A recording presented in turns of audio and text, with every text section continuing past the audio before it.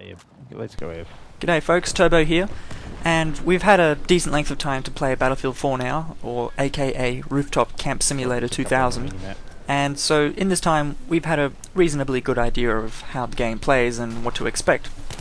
Now first off, I'd like to apologise for using old Battlefield 3 footage, but there's a couple of reasons for that. Firstly, I want to clear out old stockpiled Battlefield 3 footage that I have accumulated over the previous months. And yeah, I think it's decent footage, and it would be a shame to just delete it without seeing the light of day. And I will be getting a new computer soon, so that means a new hard drive and a fresh start, and everything is starting over new. The second reason is that you're all no stranger to the frequent crashes that we have been enduring in this game's time, and sure, I understand there are there's the stability issues and whatnot, but because of that, it's been difficult to find consistent rounds where I can get good footage without the game crashing on me and just wrecking the general recording quality. So that is the reason why I'm using older footage. So if you can just ignore that little sort of discrepancy, then that should be fine. But anyway, without further ado, here is my Battlefield 4 DLC wishlist video, I guess. There are a few things that I quite like about Battlefield 4 in terms of major additions or improvements over its predecessor that I like. Chief among them being the third faction, in this case the Chinese. More destructibility on the maps. It creates a deeper sense of immersion. I like the directional spotting, so when someone on your team spots out an enemy, it'll point out their direction relative to you on the map, so like north, west, whatever. I like that. And I like also being able to click at your spawn point just on the map when you're in the spawn screen, instead of having to click it from an endless list of spawn points like you had to in Battlefield 3. That was very frustrating to me before. How, especially when you were learning a map for the first time and you didn't know which point on the list of spawn points corresponded to which location on the map that was flashing. So if an enemy was capping a particular point, in the early versions of the game where it didn't actually have the letters of the flags inside the symbol, you didn't actually know what point it was that was flashing until you just memorized the picture of the map on the spawn screen, and I got really annoyed with that. Another feature I'm glad that they added is the new revised revive system, and I'm glad this was put in because it needed to happen. They needed to get rid of the revive spamming, and they've done that quite well. I think that's pretty good, and it's more like the system it was in Battlefield 2, which I think was a good system, where your defibrillator works on a limited amount of charge, and where you zap it and it takes away a certain amount of the power capacity of your shock paddles, and then if you use it too much it runs out of power. At least that's how it worked. Well, I'm assuming that's how it works in this. Maybe I'm wrong. Now, for the purpose of demonstrating this, I reverted back to good old Battlefield 2. Now, this game I absolutely adore, and I played so many hours of this with good friends of mine, and a lot of my FPS buddies that I play with now I met through Battlefield 2. And in fact, it was probably the first game that actually got me into online gaming, well, like serious online gaming, like it is today.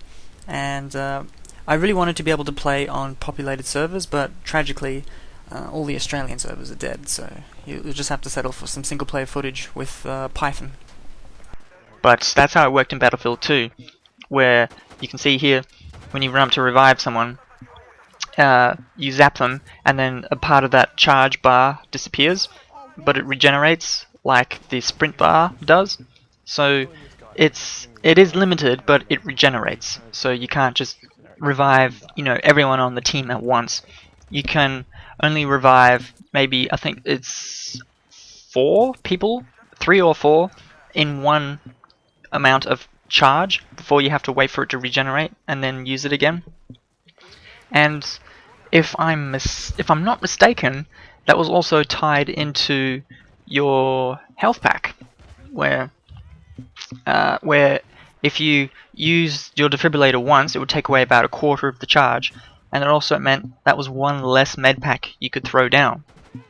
So that also meant that the medic had to be sparing with how much he used his med packs as well as the defibrillator. So you zap someone, use that amount of charge, wait for it to regenerate. And that was a good system, and I'm glad they're using something more like that in this. It reduces the amount of spam. I like the multiple stage reloading, so when you have to switch your weapon in the middle of reloading your primary, then it'll basically save the progress of that reload and until you switch back to that weapon, and then you can finish it off. I've encountered that several times, and each time I had to do it, I forgot about that feature. So when I switched back to my primary, which was maybe 2/3 reloaded, it would just, like, you know, push the bolt release switch, and I would remember, oh yeah, that's a feature. You know, you don't have to do a complete reload again. There's one over on the other side. And the increased level of customization, I think that's pretty good, but I don't think it needs to go any deeper than what it is now. I mean, sure, I mean there's only very limited number of attachments per weapon available so far, but I mean, really, do we really need multiple barrels for pistols? Is that really necessary? But got me every time. no, whatever. Okay, sure, but why not? But one thing that surprises me is just how many types of equipment the engineer has. I mean, I get that he's an engineer and he needs methods to take out vehicles, but god damn, seriously? There's like 4 or 5 different launchers there. It's crazy.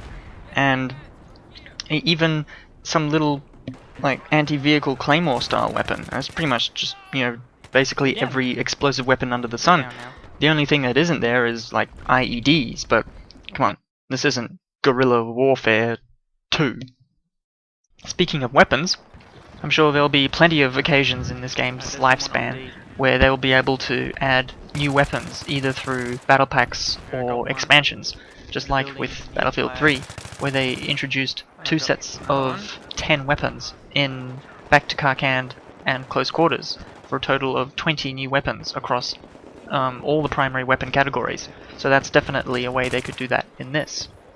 But I have some suggestions of what they can put in terms of the modern day weapons. Let's see, for the assault rifles, they could use the SG-550. Now, this isn't a very popular weapon. The SG-5 series rifles and carbines, they're not very commonly used in games and TV for that matter. In fact, there's only one other game I've ever played that, or actually 2 other games that I played that had the 550 rifle. One was Counter-Strike, you know, long ago, which had the sort of marksman variation of the SG-550, and then a game called Global Operations, which came out in, I think it was 2002, which also had the SG-550 in its standard assault rifle variant. And it's a good rifle. And I don't know, it'd be kind of nice to see the SG-553's big brother being used. Another rifle, which is an old favorite of mine, and I'm sure an old favorite of many Battlefield 2 veterans, is the G36E. Now this weapon was OP as hell in Battlefield 2, but it was fun to use and it looked nice. And again, it's the big brother of the G36C, which was in Battlefield 2, Battlefield 3, and is back in Battlefield 4. And I reckon it looks cool. It would be nice to see that. And another assault rifle they could put in is the FAL, which is a very old weapon. It dates back to the 50s. It's a heavy caliber rifle, 7.62, so it could be sort of like an antique version of the Scar H, which is already in the game. I like the Scar H. I think it's a good idea to have a mix of the assault rifles where you can have the sort of light caliber rifles with the larger magazines, and you can be a bit more liberal with your ammunition. Or you can switch to the heavy caliber rifles, where you have to be a bit more precise with your aim and more sparing with your ammunition. and the FAL is an example of the latter. For carbines, one idea I have is for a very new weapon in terms of its development life, and that is the CM901. This weapon was featured in Call of Duty Modern Warfare 3. It wasn't very popular because I don't think it was very good in that game, but I don't know. I played it, and it looks really cool. It was developed as a prototype for a potential, maybe not necessarily a replacement, but an alternative for the M4 family of weapons. But it looks pretty good. It's got the sort of now typical full-length Picatinny rails down the receiver, and also along the length of the barrel on the left and right side of the handguard, and underneath as well. So plenty of room for customizing there. Another one they could have is the FNC. This is a carbine that was used by Al Pacino in the movie Heat while fighting the crooks in the bank heist scene. You know that, I'm sure if you've seen Heat, you know exactly what I'm talking about. That just completely epic battle that takes place in the streets of LA. Another carbine they could use is called the LR300. This is another alternative for the M4. It was developed as a more, well, I guess you could say, close quarters option for the M4, because it has a folding stock, so you could fold that stock in and have the weapons super close into you, and have only the length of the receiver and the barrel, and not the length of the stock. Or you can fold the stock out and hold it against your shoulder like a regular weapon. And it has, well, plenty of similarities visually to the M4. For the LMGs, one idea I had was the RPD. This is an antique, and it's been used probably, in terms of games, most notably in Modern Warfare 2. This was a very popular machine gun, and it's very old. I think it was developed shortly after the AK-47 was made. And well, I think it would add a nice mix in terms of the, you know, visuals of the machine guns. But yeah, I think that would be an interesting addition. You know, something old in the mix of all these new weapons. Another one they could put in is the HK-21.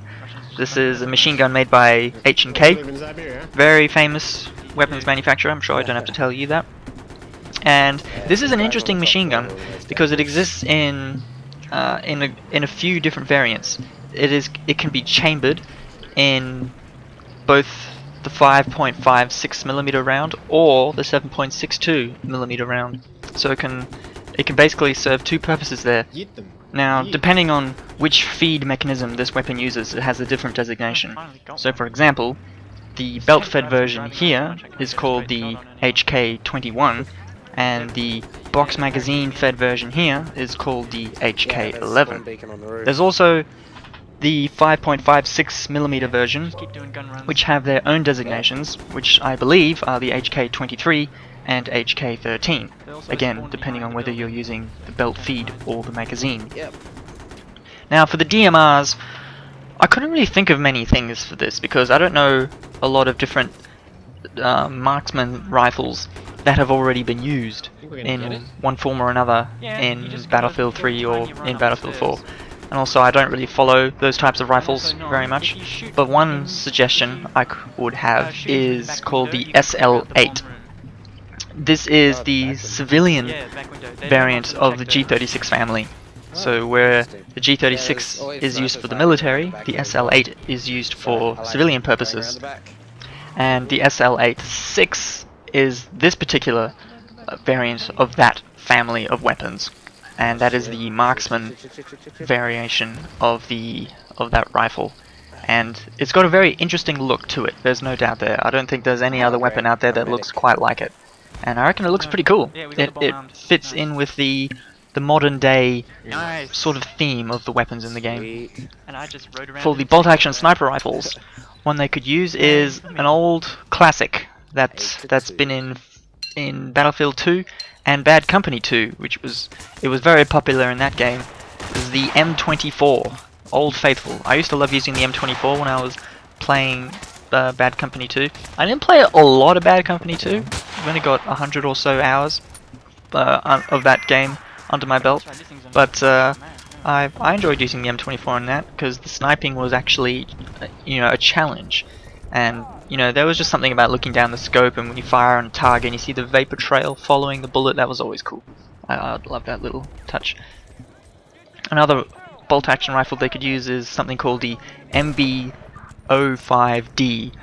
This is another fairly unique looking rifle, and I like how it's got how the stock continues on from the sort of pistol grip. And I don't know, maybe there's a name for that particular type of structure or shape where the stock just sort of flows on from the pistol grip in that sort of where it sweeps down and then back up again. I'm not sure if that has a name, but yeah, that's what that is. And for the expansions, in terms of the maps, I like how they're bringing back some of the maps from Battlefield 3, like Caspian Border and Operation Firestorm. I like those maps. I'm glad they're bringing them in. There's plenty of room to show off all the fancy capabilities of Levolution or Gulf of Oman. Yeah, that's okay, I guess. I didn't really like how that map played out in Battlefield 3, though. I think it was a bit too easy for the Russians to push the Americans all the way back to the carrier, because that's usually, in my experience, that's what happened 9 times out of 10 when you played on that map. Because the Russians, they just seem to have all the advantages on that map. And Metro. Now, I promise I wasn't going to get mad about this on the video, but seriously, Metro! You people, really? Is that all you wanted, just to continue your beloved spam fest? I don't know. I don't understand. But whatever, Metro's in it, and there's nothing we can do. So I guess we just have to endure. That was a terrible idea. But if they're going to bring back some classics in terms of weapons, I would have some suggestions. I'd like to see a sort of throwback to the olden times.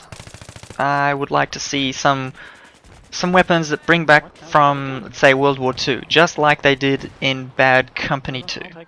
Now, for those who played Battlefield Bad Company 2, and those who watched the trailers in the lead up to its release, you may remember there was a trailer showing off the World War II weapons, just basically on their own, because that was a pretty big selling point. You could use these old classic weapons, and I think it would be really cool to use such old weapons in such a modern day setting, where using all these cutting edge weapons and technologies like, laser guided weapons and all that stuff, and to have all these old weapons. For example, the M1 Thompson. And another suggestion, I can sum up with just this one line: I want my Garand. I just had so much fun running around on, Atacama Desert in Bad Company 2 with the M1 Garand, just taking like 1 or 2 shots and dropping someone from long range. It was just, I loved it. It was great.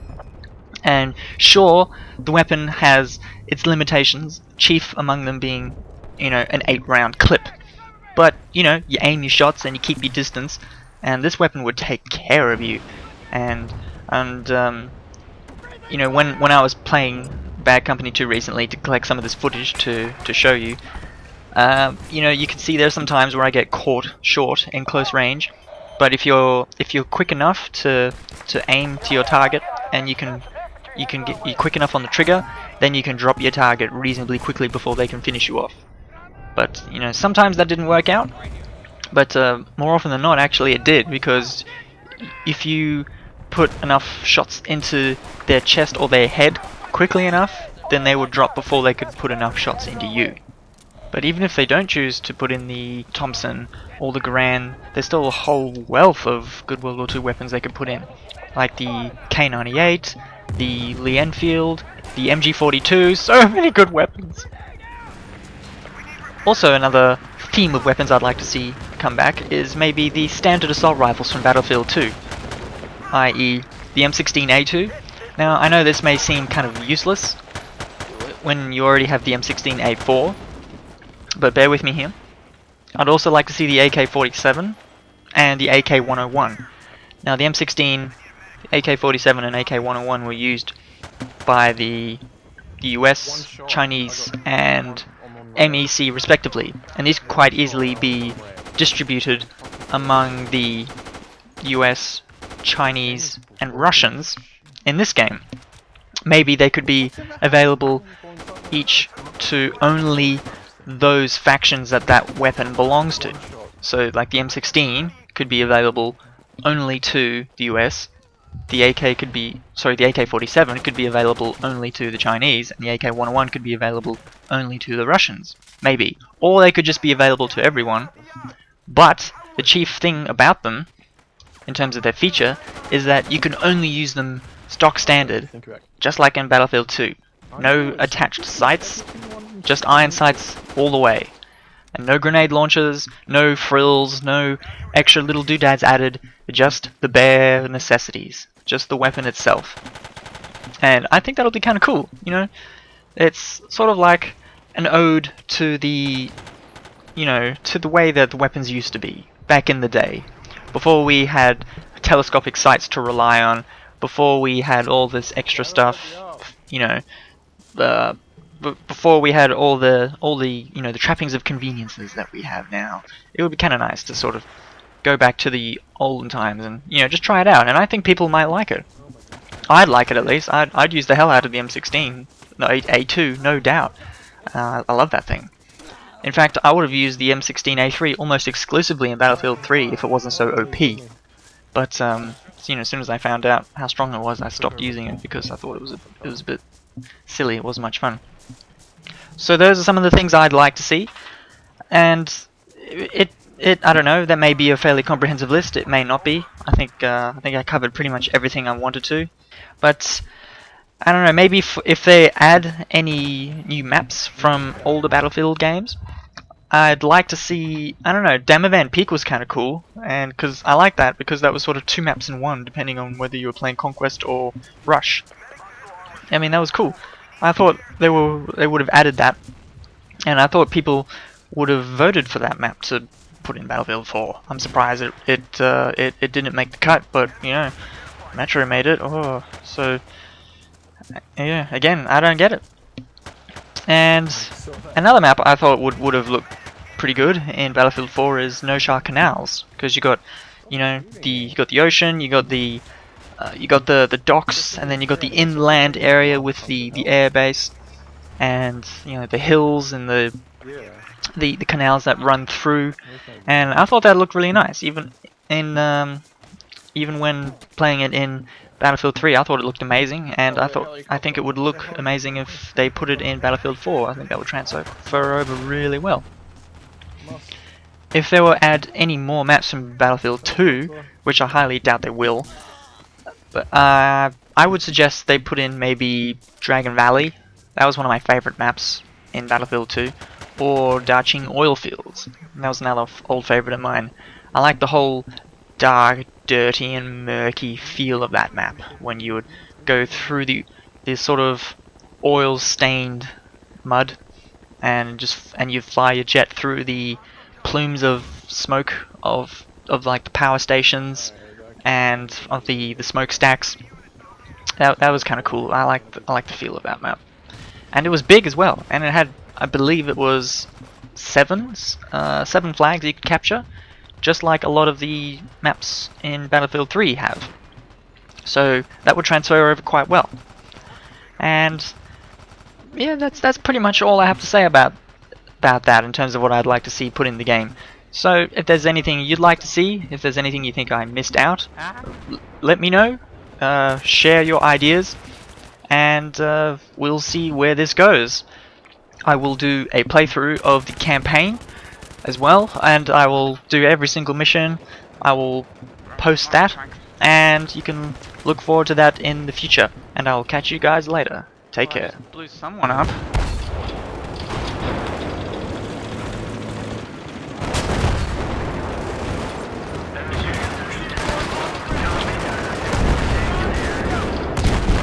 Tanks down. Worst reload time ever. Yeah, we done it. We done it good. Yeah, good job, James. We did it. We did it, yay.